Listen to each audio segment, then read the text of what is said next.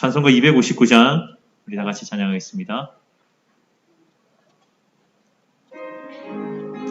찬송가 259장입니다. 예수 십자가에 흘린 피로써 그대는 씻기어 있는가? 더러운 죄 희게 하는 능력을 그대는 참으지 않은가?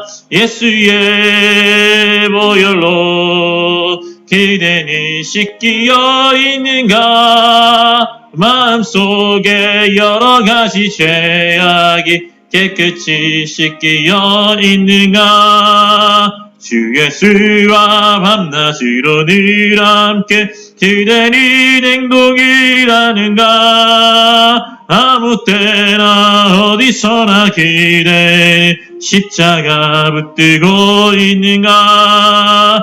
예수의 보혈로 그대는 씻기어 있는가? 마음속에 여러 가지 죄악이 깨끗이 씻기어 있는가? 주님 예수 다시 올 때 그대는 영접할 예복이 있는가? 그대 몸은 거룩한 곳 천국에 들어갈 준비가 됐는가? 예수의 보혈로 그대는 씻기어 있는가? 마음속에 여러 가지 죄악이 깨끗이 씻기어 있는가? 모든 죄에 더러워진 예복을 주 앞에 지금 다 벗어서 샘물같이 솟아나는 보혈로 눈보다 더 이게 씻으라.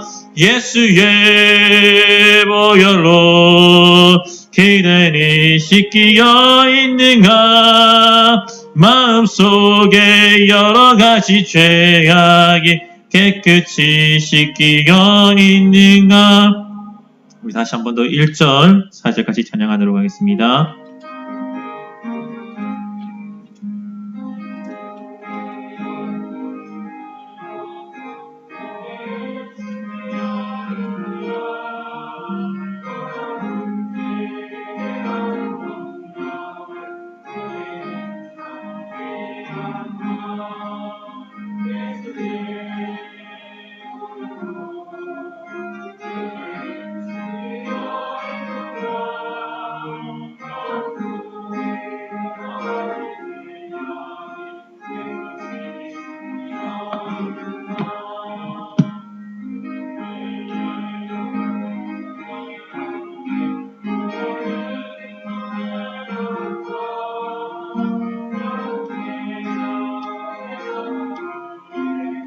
십자가 붙들고 있는가? 예수의 보혈로 그대는 씻기어 있는가? 마음속에 여러 가지 죄악이 깨끗이 씻기어 있는가? 아멘. 한지원 권사님 대표해서 기도하시겠습니다. 독생자 예수님을 십자가에 못 박으시기까지 사랑이 많으신 하나님 감사합니다. 세상에 미련한 자들과 병든 자들과 약한 자들을 부르시고 구원하여 주심에 감사와 찬양을 드리며 이 시간 예배자로 설 수 있게 하심에 더욱 감사를 드립니다.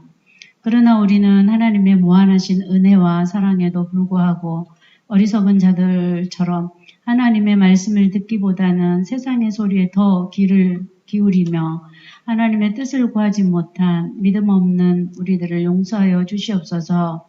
몸된 교회를 이곳에 세우시고 지금까지 인도하신 하나님, 우리 교회가 이 땅을 구원하는 구원의 방주가 되기를 원합니다.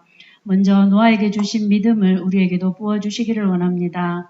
어떠한 일에도 흔들리지 않으며 믿음으로 하나 되게 하시고 말씀에 의지하여 말하게 하시고 말씀에 의지하여 일하는 우리 교회 되게 하여 주시옵소서. 그러므로 우리 교회에 성령과 능력을 부으시고 우리의 지역을 넓혀 주시기를 원합니다. 우리의 가정과 자녀와 생업에 복을 주시고 하나님의 살아계심을 인정하고 하나님의 살아계심을 전하는 우리 교회 되게 도와주시옵소서. 영육 간의 모든 질병을 치유하시는 하나님, 지금은 모든 나라들이 코로나로 고통 중에 있습니다. 우리를 불쌍히 여겨주시고 코로나를 거두어 주시기를 원합니다. 모든 만물의 주인 되신 하나님을 경외하며 죄에 대하여 심판하시는 하나님을 두려워하는 우리 민족, 우리 교회가 되게 하여 주시옵소서. 하나님의 나라가 우리 가운데 이루어지기를 원합니다. 이 시간 말씀 듣기를 원합니다. 말씀 전하시는 목사님 붙들어 주시고 영육 간에 피곤치 않도록 도우시며 양을 사랑하는 목자의 마음으로 준비하신 말씀 주의 종을 통해서 듣습니다. 하나님의 말씀으로 받아 삶으로 드리는 예배자가 되게 도와주시옵소서. 병든 자를 치유하시고 약한 자들과 함께 하시는 예수님의 이름으로 기도합니다. 아멘. 우리에게 주신 하나님의 말씀은 열왕기상 9장 1절부터 9절까지 말씀입니다.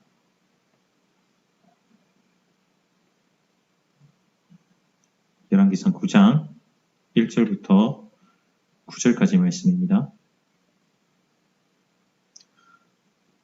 교독하겠습니다. 솔로몬이 여호와의 성전과 왕궁 건축하기를 마치며 자기가 이루기를 원하던 모든 것을 마친 때에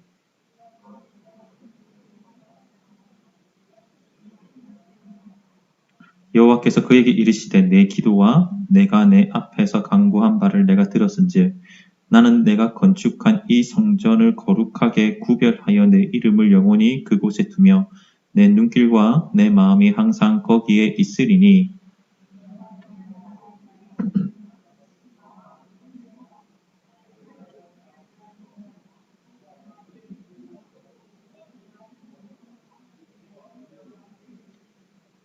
내가 내 아버지 다윗에게 말하기를 이스라엘의 왕위에 오를 사람이 내게서 끊어지지 아니하리라 한 대로 내 이스라엘의 왕위를 영원히 견고하게 하려니와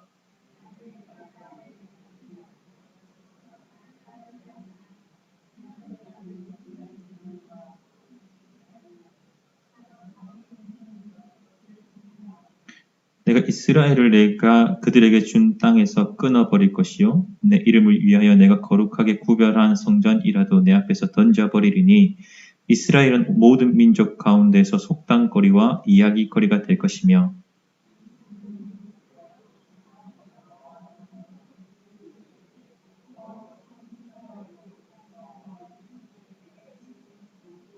함께 읽겠습니다. 대답하기를 그들이 그들의 조상들을 애굽 땅에서 인도하여 내신 그들의 하나님 여호와를 버리고 다른 신들을 따라가서 그를 경배하며 섬김으로 여호와께서 이 모든 재앙을 그들에게 내리심이라 하리라 하셨더라. 아멘. 지난 몇 번의 설교에서 왕이 된 솔로몬의 마음과 행동이 여호와 하나님을 경외함에서 떠나고 자신의 업적만을 드러내고자 하였던 그 말씀의 내용들을 말씀을 드렸습니다. 이런 솔로몬의 불순종과 잘못된 태도와 삶의 방향들을 보면서 사실 제 마음이 조금 지쳐갔습니다. 변해가는 솔로몬을 바라보시면서 안타까워하시는 그 마음으로 건면하시고 회유하시는 그 하나님. 그럼에도 불구하고 변하지 않음으로 말미암아서 결국에는 심판을 말할 수밖에 없는 그 하나님의 마음이 참 무겁게 하였습니다. 그래서 이번 주는 다른 말씀을 나눌까라고 고민도 했지만 결국에도 열왕기상의 말씀을 나누고자 합니다. 앞서 솔로몬이 성전 건축과 왕궁 건축이 하나님을 경외하는 마음이 아니라 자신의 업적을 드러내기 위한 일이었다라고 말씀을 드렸는데 오늘 우리가 읽은 9장 1절의 말씀에서는 이를 명확하게 보여주고 있습니다. 솔로몬이 여호와의 성전과 왕궁 건축하기를 마치며 자기가 이루기를 원하던 모든 것들을 마친 때에라고 하면서 솔로몬이 성전을 건축한 이유가 하나님을 위한 집을 짓겠다라고 그렇게 명목상 말로는 말했음에도 불구하고 실제의 그 마음은 자기가 이루고 싶었던 일이었다라는 것을 분명하게 밝히고 있는 것입니다. 말로는 하나님을 위한 집을 짓는다라고 하지만 실제 그 마음에는 내 업적을 드러내고자, 나를 과시하고자 하는 마음이 너무나도 강하였다라는 것입니다. 여러분, 솔로몬이 왕이 된 후에 가장 큰 관심을 둔 것이 무엇이냐면 계속해서 말씀을 드렸지만 자기 과시입니다. 내가 무엇을 했다. 내가 무엇을 남겼다. 이것이 솔로몬에게 가장 큰 관심입니다. 그래서 솔로몬의 인생을 그리고 있는 성경의 이야기를 보면 숫자 몇 명을 드렸고 몇만 명을 드렸고 어떤 재물들을 어떻게 얼마나 많은 숫자를 드렸는지와 크기와 화려함에 집중하고 있다는 것을 잘 알 수가 있습니다. 열왕기상 3장에서 먼저 솔로몬이 1000마리의 재물을 드리고 있는 것을 기록을 합니다. 이 사건에서 우리는 솔로몬이 재물 1000마리를 드렸다라는 그것도 보아야 하지만 그가 그 1000마리의 재물을 기브온이라는 곳에서 드렸다라는 사실도 우리는 집중해야 합니다. 솔로몬이 기브온까지 가서 제사를 드린 이유가 무엇이냐면 그곳에 노스로 된 엄청나게 큰 제단이 있었기 때문입니다. 만약 솔로몬이 진실된 마음으로 하나님의 은혜를 구하고 하나님을 경배하고자 하는 마음이 있었다라고 한다면 솔로몬은 기브온까지 갈 필요가 없이 하나님께서 백성들을 만나시겠다라고 약속하셨던 언약궤 앞에서, 다시 말해서 그 언약궤가 있는 다윗의 장막, 자기가 살고 있는 예루살렘에서 제사를 드리면 되었습니다. 그런데 지금 솔로몬은 하나님을 경배하고자 하는 그런 목적을 가지고 예배하고자 한 것이 아니었기 때문에 1000마리나 되는 엄청난 양의 재물, 그 재물을 드리기 위해서 수많은 사람들을 다 동원하고 기브온까지 가서 그 크고 화려한 놋제단 앞에서 나를 드러내고자 하는 그런 국가의식을 거행하고 있는 것입니다. 또한 4장에 보면 솔로몬과 궁에 있던 사람들이 하루 동안에 먹었던 음식도 자세하게 기록하고 있는데 가는 밀가루가 30고루, 굵은 밀가루가 60고루, 살찐 소가 10마리, 초장의 소가 20마리, 양이 100마리, 그 외에 사냥을 통해서 얻었던 수사슴과 노루와 안사슴과 살찐 새들이 이었다라고 말씀합니다. 하루 동안에 그 먹었던 양, 성경에는 솔로몬이 먹은 양이라고 기록하고 있는 그 양은 실제 하루에 먹기에는 힘든 엄청난 양으로 이 또한 솔로몬의 힘을 과시하고자 하는 그런 내용입니다. 또한 8장 5절을 보면 솔로몬과 그 앞에 모인 이스라엘이 그와 함께 그 궤 앞에 있어서 양과 소로 제사를 지냈으니 그 수가 많아 기록할 수도 없고 셀 수도 없었다라고 말씀합니다. 언약궤를 성전으로 옮기는 과정 가운데 셀 수도 없고 기록할 수도 없는 그 엄청난 양의 제물을 드렸다라는 것입니다. 언약궤를 옮긴 기록을 다윗이 언약궤를 옮긴 그 사건, 예루살렘으로 언약궤를 가지고 올 때의 그 사건을 비교해 본다면 제물 자체로는 크게 다를 것이 없을 것입니다. 다윗 때는 언약궤를 맨 사람들이 6걸음을 뗄 때마다 소와 살찐 송아지로 제사를 드렸습니다. 예루살렘에서 약 15km 정도 떨어진 오벳 에돔의 집에서 언약궤를 옮기는 동안에 그 드려졌던 제물의 양도 엄청났을 것입니다. 그런데 언약궤를 옮긴 이 사건을 기록함에 있어서 솔로몬 때와 다윗 때에 너무나도 큰 차이가 하나 드러납니다. 다시 8장 5절의 말씀을 보면 언약궤를 옮기는 동안에 있었던 솔로몬의 생각, 솔로몬의 말, 솔로몬의 감정, 솔로몬의 행동이 전혀 기록되어지지 않았습니다. 반면 다윗이 언약궤를 예루살렘으로 가지고 올 때의 기록을 보면 다윗이 에봇을 입고 여호와의 언약궤가 들어올 때 춤을 추면서 기뻐하였고 온 백성들이 함께 즐거워하였다라고 성경은 분명하게 기록하고 있습니다. 여러분, 이 차이가 보여주는 것이 무엇이겠습니까? 솔로몬은 아버지 다윗의 마음을 배워서 언약궤를 성전으로 옮긴 것이 아니라 다윗이 보여줬던 형식과 제도와 그 형식만을 배웠고 그것만으로 언약궤를 옮기고 있다라는 것입니다. 실제 그 마음은 다윗처럼 하나님의 언약궤가 하나님의 집, 하나님께서 우리를 만나시겠다라고 말씀하셨던 이곳에 들어온다라는 그런 기쁨과 관계없이 형식적으로 그렇게 이 일들을 감당하는 것입니다. 아마도 숫자에 치중하여서 다윗보다는 어떻게든 더 많은 재물을 드리고 싶어 했던 것이 솔로몬의 마음이었을 것입니다. 이와 같이 숫자와 크기와 업적과 화려함에 치중한 솔로몬의 그 마음과 행동이 잘 집약되어져 있는 것이 그의 통치 기간 내내 있었던 건축입니다. 9장 10절에 보면 솔로몬이 두 집 곧 여호와의 성전과 왕국을 20년 만에 건축하기를 마쳤다라고 말씀합니다. 여러분, 솔로몬의 재위 기간이 몇 년입니까? 대답 나올 때가 대답. 40년입니다. 40년. 여러분, 40년의 재위 기간 동안 성전과 왕궁을 건축하는데 몇 년이 들었다고요? 20년이 들었어요. 딱 재위 기간의 그 반을 완전히 다 쏟아 부은 것입니다. 크고 화려한 성전을 건축하기 위해서 레바논까지 가서 백향목을 사들고 오고 온 이스라엘을 돌아다니면서 크고 화려한 돌들을 다 모아가면서 성전과 왕궁을 화려하게 지었습니다. 왜 그랬겠습니까? 이것들을 본 다른 나라들, 실제 10장에 보면 스바 여왕이 와서 성전을 보고 깜짝 놀라는 일이 기록되어져 있습니다.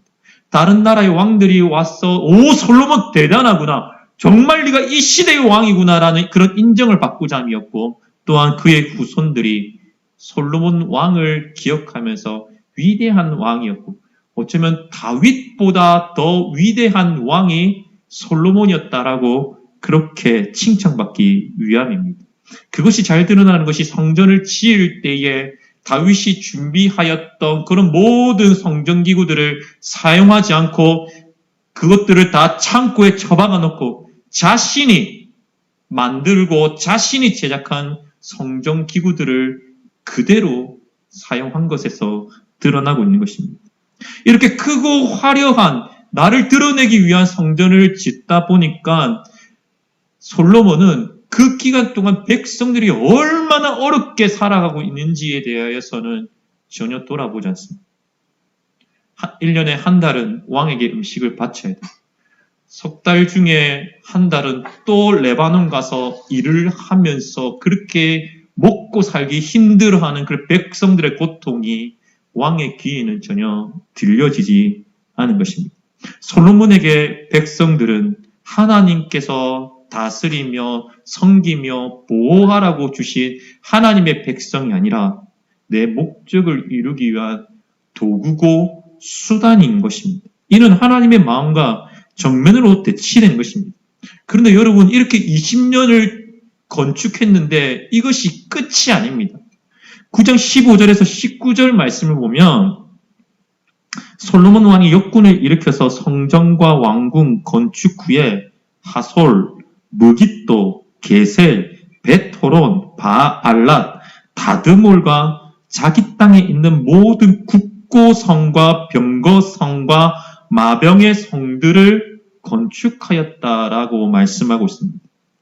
20년을 성전 왕궁 지었는데 그 이후에 또 성전을 비롯한 그 왕궁을 비롯한 다른 여러 성들을 짓고 있는 것입니다. 한마디로 솔로몬은 자신의 통치 기간 내에 건축 사업에만 몰두한 것입니다. 내 업적을 가장 잘 드러낼 수 있는, 남길 수 있는 성 건축에만 몰두한 것입니다. 누구를 위해서 그랬습니까? 9장 1절의 말씀처럼 하나님과 백성이 아니라 자기를 드러내기 위한 그런 일들이었다라는 것입니다. 여러분, 이렇게 40년간 건축을 진행하다 보면 자연스럽게 무슨 일이 생기겠습니까? 당연히 재정에 문제가 생길 것이고 인력에 문제가 생길 수밖에 없습니다. 계속된 공사로 국가 재정이 바닥나고 공사와 농사와 함께 파병까지 나가야 했던 백성들의 삶은 너무나 고단해지고 불만이 가득 차게 되니 그로 인해서 실제 건축에 동원될 일손도 부족해질 수밖에 없습니다. 이 문제를 해결하기 위한 솔로몬의 조치가 9장에 기록되어져 있는데 먼저 재정 위기를 극복하기 위해서 11절부터 14절까지 내용이 기록되어져 있고 인력 부족의 문제를 위해서 20절부터 22절까지 그 내용이 기록되어져 있습니다.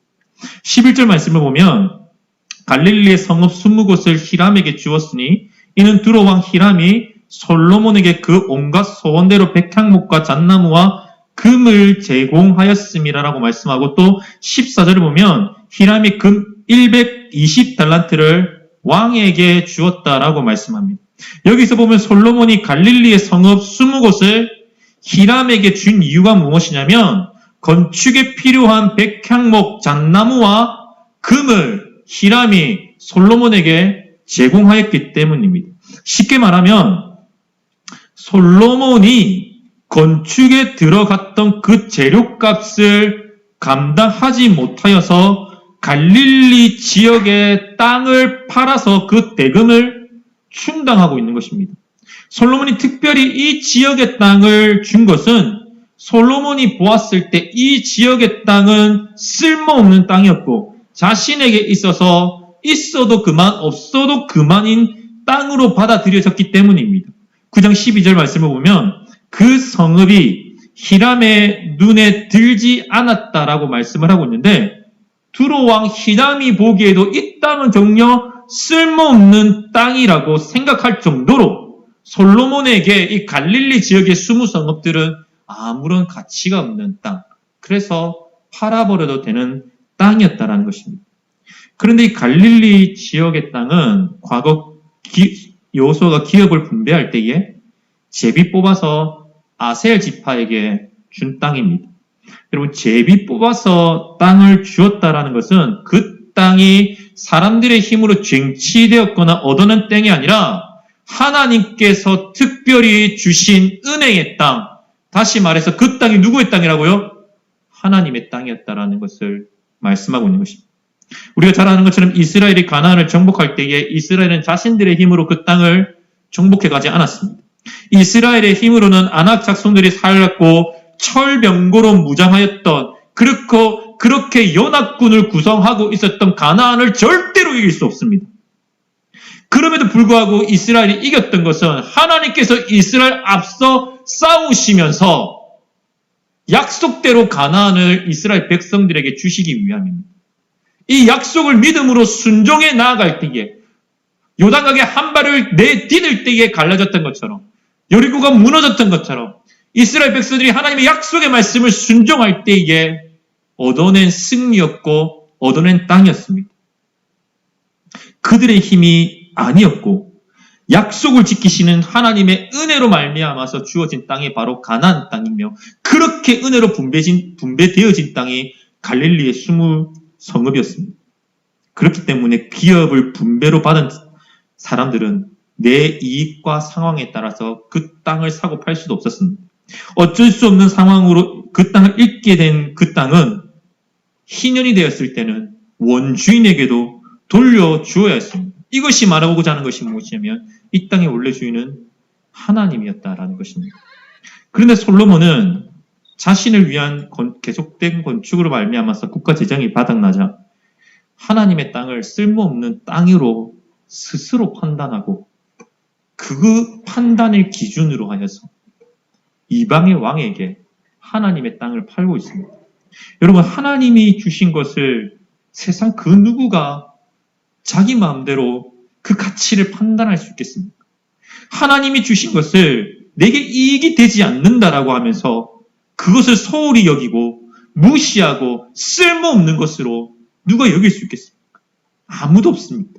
세상 그 누구도 전능하신 하나님, 만왕의 왕이신 하나님께서 주신 것들, 그것들을 가지고 내 기준을 따라서 내 관점을 따라서 판단하고 정죄하며 이야기할 수가 없다라는 것입니다. 더 나아가면 하나님이 주신 것들로 말미암아서 나와 다른 사람들을 비교해가면서 판단하고 정죄할 자격과 능력이 있는 사람은 아무도 없습니다. 예를 들어서 많은 사람들의 인식 속에 큰 교회가 복받은 교회이고 능력이 있는 교회라고 생각하면서 작은 교회는 능력이 없거나 문제가 있는 교회라고 생각하는 경향들이 있습니다. 여러분, 너무나도 잘못된 생각입니다. 사람들이 어떻게 하나님의 교회를 판단할 수가 있습니까? 하나님의 교회를 보면서 어떻게 숫자와 크기로 그 건강함을 하나님의 임재에 대해서 결정할 수가 있겠습니까? 솔로몬이나 우리 같은 사람들은 크기와 숫자를 보면서 교회에 대해서 이야기하겠지만 하나님은 결단코 그것들을 보지 않으십니다. 하나님은 교회와 성도들이 한 성령 안에서 하나 되어서 함께 하나님께로 나아가며 온전히 예배하며 성전으로 지어져 가고 있는가를 보시지 그 외에 다른 것들은 보지 않으신다는 것입니다. 여러분, 내 죄인인 내가 예수님과 함께 살아나고 성도들과 함께 상속자가 되어서 하나님의 교회의 일원이 되어서 예배 드릴 수 있다는 그 자체가 너무나 큰 은혜이지 않습니까? 그것 자체가 우리에게 부어진 놀라운 하나님의 사랑과 섭리와 역사입니다. 그런데 사람들은 때때로 하나님이 주신 것들을 가지고 세상적인 기준과 판단을 가지고 그 잣대를 가지고 옳다 그르다를 이야기하며 선악감을 분별하려고 하는 너무나 큰 잘못을 쉽게 범하고 있는 것입니다. 어쩌면 그런 일들은 솔로몬이 하나님의 땅을 팔아버리는 그 동일한 죄와 똑같다라는 것입니다.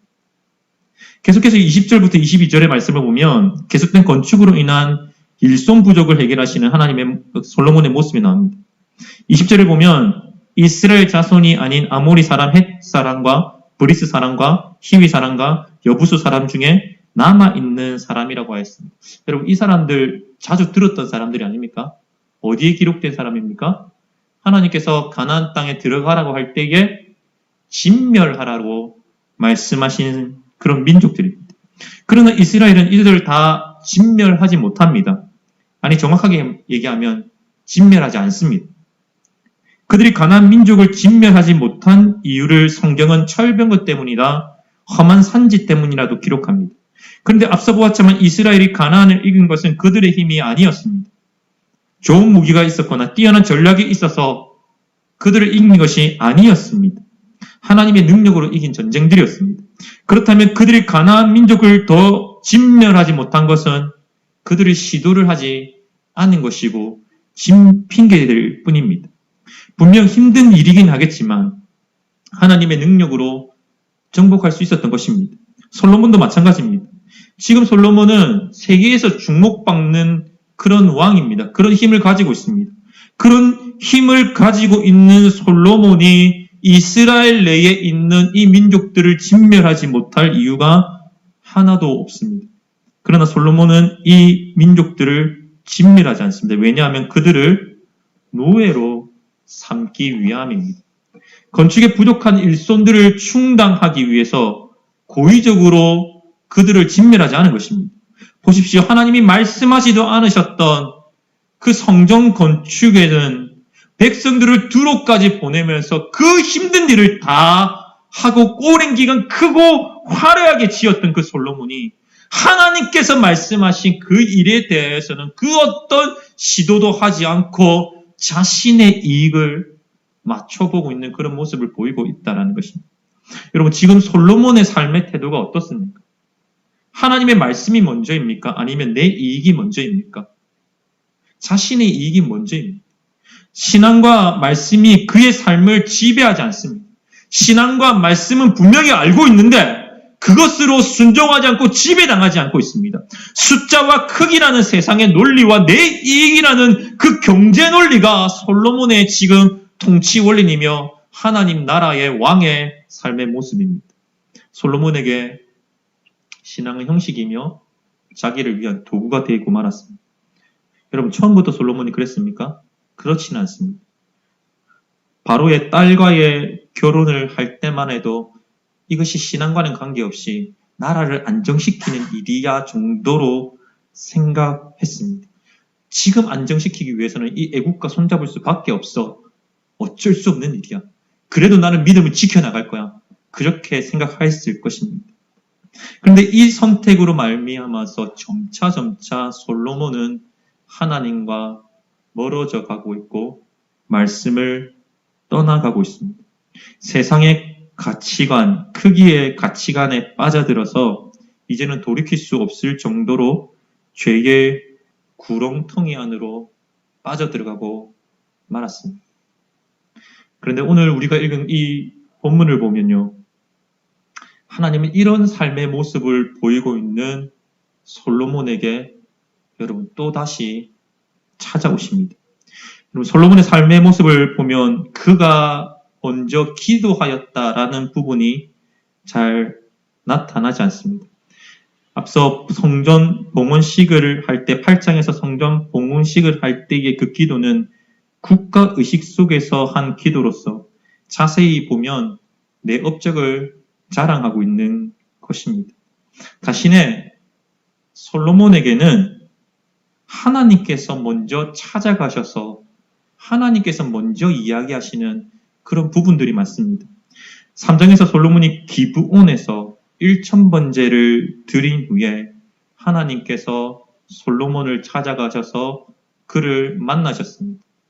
솔로몬아, 네가 지금 드린 이 제사가 옳은 제사이냐 아니냐를 물어보시며, 솔로몬, 네가 구하는 것을 내가 들어주겠다라고 말씀하시면서 그가 참 하나님의 백성을 인도하는 왕이 되기를 원하셨습니다. 또한 6장에서 성전이 건축되어지고 있는 그 중간에 하나님은 솔로몬을 찾아가셔서 말씀하셨습니다. 그리고 오늘 본문은 성전 봉헌식이 끝난 후에 하나님께서 솔로몬을 찾아가셔서 말씀하는 내용입니다. 여러분, 하나님께서 왜 솔로몬을 먼저 찾아가십니까? 이유는 간단합니다. 솔로몬이 지금 가는 길에서 돌이켜서 하나님께로 돌아오기를 원하고 계시기 때문입니다. 솔로몬이 스스로 돌이킬 수가 없습니다.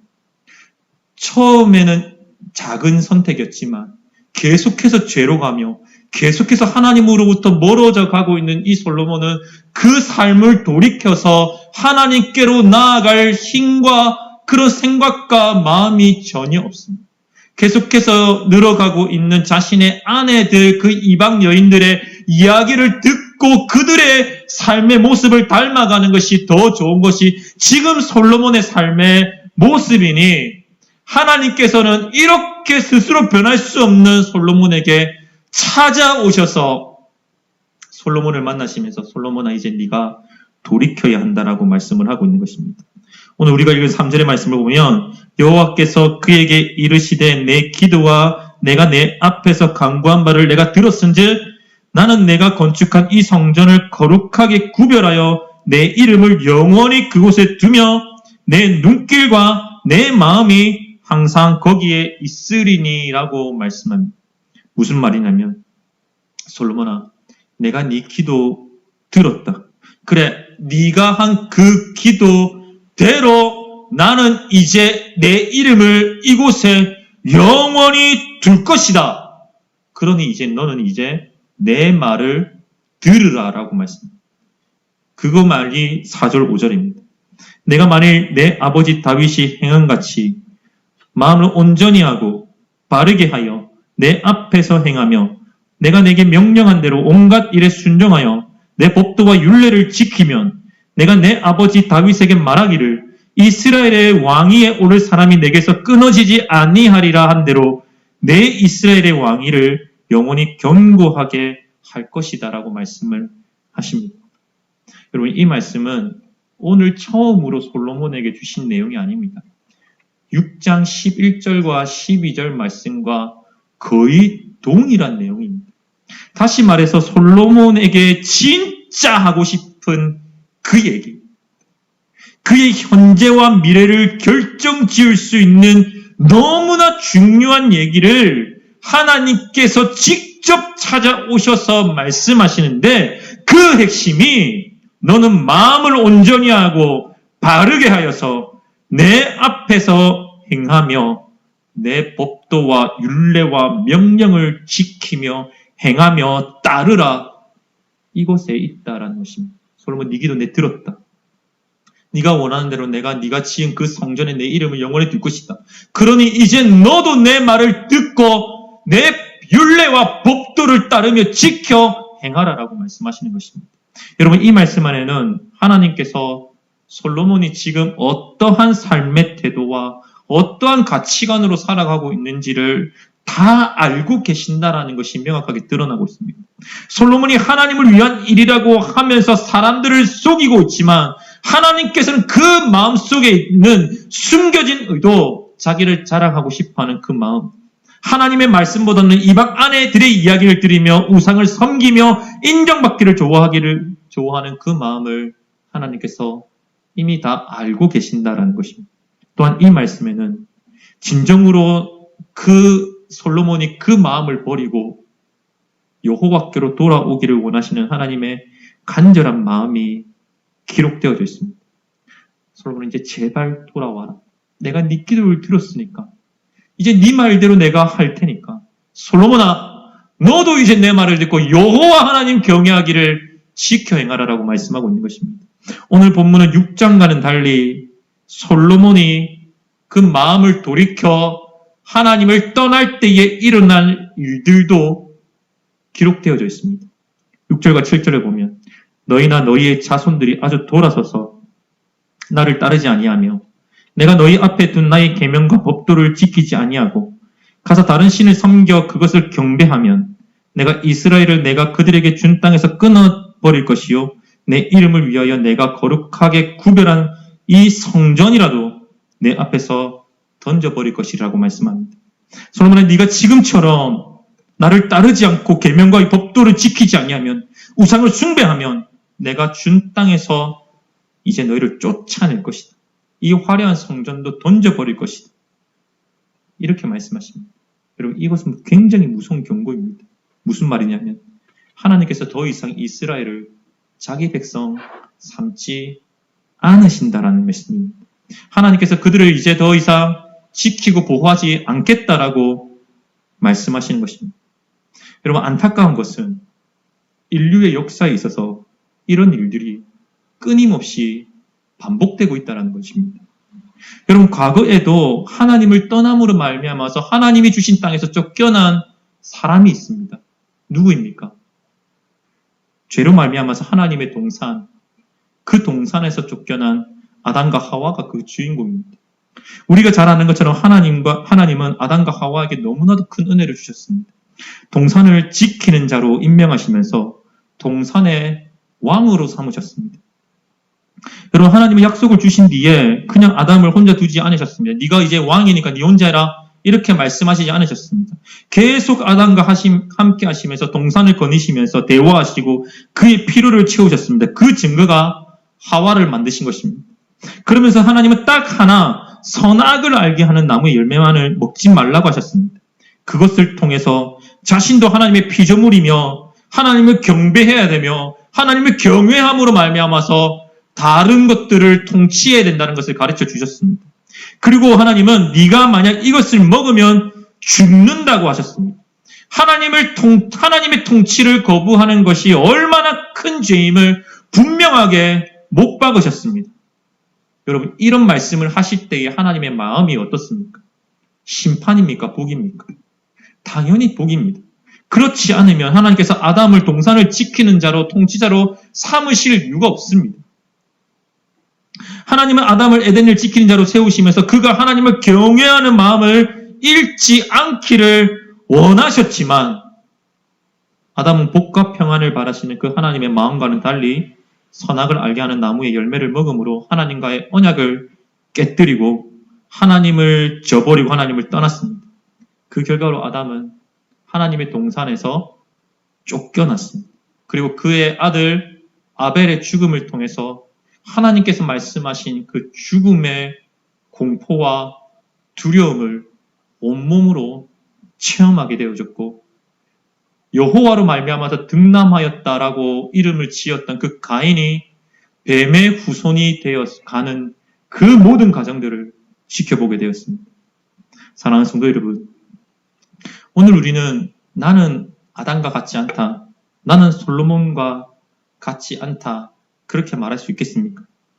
우리도 살아가는 중에 솔로몬처럼 하나님의 은혜를 내가 살아가는 그 세상의 환경과 기준을 따라서 내 이익을 따라서 판단하면서 경제 원리를 앞세워서 은혜를 쉽게 저버리는 그런 행동들, 그런 생각들을 우리도 하고 있지는 않을까요? 은혜를 주신 만나를 이스라엘 백성들은 하찮은 음식이라고 그렇게 이야기했는데, 혹 우리가 하나님이 주신 그 은혜를 하찮은 것으로 생각하면서 살지 않을까요? 하나님이 주셔서 하나님의 예수 그리스도의 십자가의 그 보혈이란 그 놀라운 은혜를 주셔서 나로 하여금 예배하게 하시고, 나로 하여금 기도할 수 있게 하시고, 나로 하여금 하나님의 교회와 성도들을 섬길 수 있는, 나 같은 죄인이 그들을 섬길 수 있는 은혜를 주셨고, 가족들을 섬길 수 있게 하셨고, 일을 할 수 있도록 하셨고, 함께 하나님의 꿈을 나눌 수 있도록 복음을 전파할 수 있는 그런 은혜를 주셨는데, 그 은혜가 살아가는 가운데 힘들어하는 삶의 모습들 가운데서 하찮은 것으로 여기시며 생각되어지진 않습니까? 아담도 그랬고 이스라엘 백성들도 그랬고 솔로몬이 보여주었던 그 은혜를 잊어버리는 그 모습이 오늘도 우리에게 보이지 않는가요? 여러분, 그런 삶의 모습을 보았다면 오늘 우리는 이 말씀을 통해서 우리에게 주신 그 하나님의 말씀을 깊이 새겨야 합니다. 하나님께서 솔로몬에게 3번이나 나타나셔서 네가 이제 마음을 돌이켜라, 여호와를 경외하라 말씀하셨던 것처럼 하나님 오늘 우리에게 말씀하십니다. 여호와를 경외하면서 살아가야 됩니다. 내가 진정으로 원하는 것은 하나님을 경외하고 주인 되신 그 하나님의 말씀을 따라서 살아가는 것에 있다라고 말씀하십니다. 내가 이 일을 위하여 예수 그리스도의 십자가까지 내가 너희에게 은혜로 주었다라고 그렇게 말씀하십니다. 하나님을 은혜를 사모하면서 그것을 얻기 위해서, 그 은혜를 얻기 위해서 삶의 생각과 태도를 바꾸어서 순종함으로 은혜의 자리를 지키며 여호와를 경외하는 그 삶을 지켜나가라고 말씀하십니다. 3번이나 솔로몬에게 나타나신 하나님이 동일하게 우리에게 말씀하고 있는 것입니다. 이 말씀을 따라서 이 말씀을 깊이 새김으로 말미암아서 하나님께서 원하시는 여호와 경외를 실천함으로 말미암아서 하나님께서 다윗에게 약속하셨던 그 복들을 더 많이 누리며, 하나님께서 솔로몬에게 약속하셨던 그 복들을 더 많이 누리며 하나님의 은혜 가운데 하나님이 이기시는 그 삶의 모습으로 살아가기를 원하는 우리 모두가 되기를 소망합니다. 찬송가 449장 같이 찬양하겠습니다.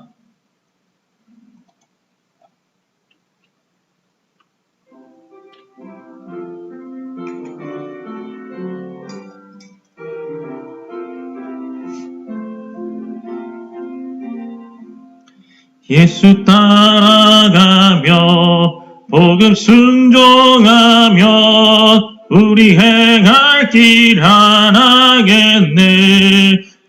의지하며 순종하는 자리 주가 늘 함께 하시리라. 의지하고 순종하는 길이 예수 안에 즐겁고 복된 길이로다. 해를 당하거나 우리 고생할 때 주가 위로해 주시겠네. 주를 의지하며 순종하는 자리 주가 위해 주시리라. 의지하고 순종하는 길이 예수 안에 즐겁고 복된 길이로다. 남의 짐을 지고 슬픔 위로하며 주가 상급을 주시겠네. 주를 의지하며 순종하는 자리 항상 복 내려주시리라. 의지하고 순종하는 길이 예수 안에 즐겁고 복된 길이로다. 우리 받은 것을 주께 다 드리며 우리 기쁨이 넘치겠네. 주를 의지하며 순종하는 자리 은혜 풍성케 하시리라. 의지하고 순종하는 길이 예수 안에 즐겁고 복된 길이로다. 주를 힘입어서 말씀 잘 배우고 주를 모시고 살아가세. 주를 의지하며 항상 순종하며 주가 사랑해 주시리라. 의지하고 순종하는 길이 예수 안에 즐겁고 복된 길이로다. 아멘. 하나님의 복을 받겠습니다.